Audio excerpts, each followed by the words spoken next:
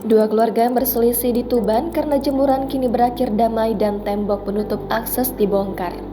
Dua keluarga yang berselisih hingga berujung pada penutupan akses rumah di Dusun Karangtawang, Desa Tambak Boyo, Kecamatan Tambak Boyo, Kabupaten Tuban, Jawa Timur, akhirnya berdamai setelah dimediasi oleh Forum Komunikasi Pimpinan Kecamatan.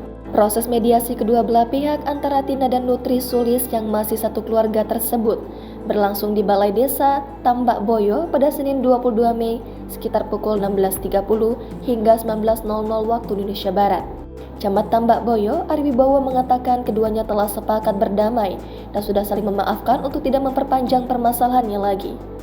Setelah dilakukan mediasi, mereka mengaku hilaf dan sudah saling memaafkan antara keduanya, sepakat berdamai, kata Ari Wibowo kepada Kompas.com pada Selasa 23 Mei.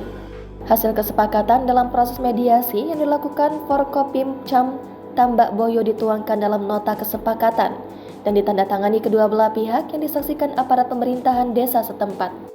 Kedua belah pihak juga menerima salinan hasil kesepakatan damai tersebut, terangnya. Ari Wibowo menyampaikan dalam kesepakatan damai itu pihak keluarga Nutri Sulis bersedia untuk membongkar pagar tembok yang dibangunnya untuk memberikan akses rumah keluarga Tina. Sebab keberadaan pagar tembok setinggi 1,5 meter tersebut membuat akses rumah keluarga Tina tertutup dan kesulitan beraktivitas keluar rumah.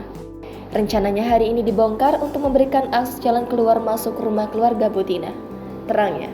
Seperti diketahui sebelumnya, antara keluarga Tina dan Nutri Sulis terjadi perselisihan yang dipicu permasalahan jemuran baju milik Nutri Sulis yang dipindahkan oleh Tina. Permasalahan keduanya pun berlanjut hingga berujung pihak keluarga Nutri Sulis membangun pagar tembok persis di depan rumah Tina. Bangunan pagar tembok yang menutup akses rumah Tina tersebut pun viral di media sosial karena penghuni rumah kesulitan beraktivitas keluar masuk rumahnya.